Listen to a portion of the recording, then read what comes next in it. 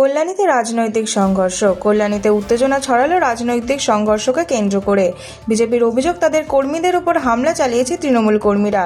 এই ঘটনায় অন্তত 3 জন বিজেপি কর্মী আহত হয়েছেন বলে জানা গেছে। আহতদের নিজ স্থানীয় হাসপাতালে ভর্তি করা হয়েছে। ঘটনার প্রতিবাদে অভিযুক্তদের গ্রেফতারের দাবিতে কল্যাণী থানার সামনে বিক্ষোভে সামিল হন বিজেপি নেতাকর্মীরা। বিজেপি প্রার্থীর সমর্থকরা থানা ঘেরাও করে। পরিস্থিতি সামাল দিতে এলাকায় মোতায়েন করা হয়েছে বিশাল পুলিশ বাহিনী।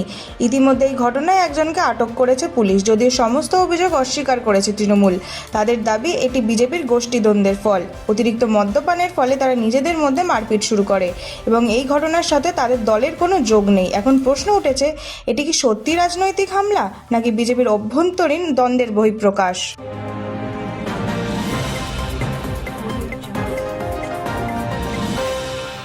দ্বিতীয় দফার আগে তৎপর নির্বাচন কমিশন। গুরুত্বপূর্ণ কেন্দ্রে সিইও পরিদর্শন। দ্বিতীয় দফার ভোটের আগে নিরাপত্তা প্রস্তুতি খতিয়ে দেখতে রাজ্যের একাধিক কেন্দ্র পরিদর্শন নামলেন মুখ্য নির্বাচন আধিকারিক মনোজ কুমার আগরওয়াল। নির্বাচন কমিশন সূত্রে খবর, আরামবাগ, বনগাঁ এবং ব্যারাকপুরে পরিস্থিতি পর্যালোচনা করেন তিনি।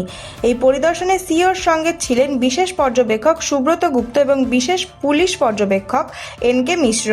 ভোটগ্রহণের দিন যাতে কোনো অপ্রীতিকর ঘটনা না ঘটে এবং পুরো প্রক্রিয়া যাতে শান্তিপূর্ণভাবে সম্পন্ন হয় তা নিশ্চিত করতে এই উদ্যোগ নিয়েছে বলে জানা গিয়েছে।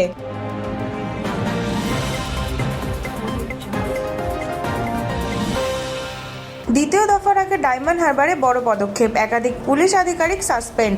দ্বিতীয় দফার ভোটের আগে কড়া পদক্ষেপ নিল নির্বাচন কমিশন। ডায়মন্ড হারবারে একাধিক পুলিশ আধিকারিককে সাসপেন্ড করা হয়েছে। কমিশনের নির্দেশ, আজকের মধ্যেই সাসপেনশন কার্যকর করতে হবে। এই মর্মে মুখ্য সচিবকে চিঠি পাঠানো হয়েছে। পাশাপাশি জেলার পুলিশ সুপারকেও সতর্ক করেছে কমিশন। সূত্রের খবর, ভোট প্রক্রিয়ার নিরপেক্ষতা বজায় রাখতে কোনো গাফিলতি বরদাস্ত করা হবে না বলেই এই পদক্ষেপ। ইতিমধ্যে অভিযুক্তের বিরুদ্ধে বিভাগীয় শাস্তিমূলক প্রক্রিয়া শুরু করেছে নির্বাচন কমিশন।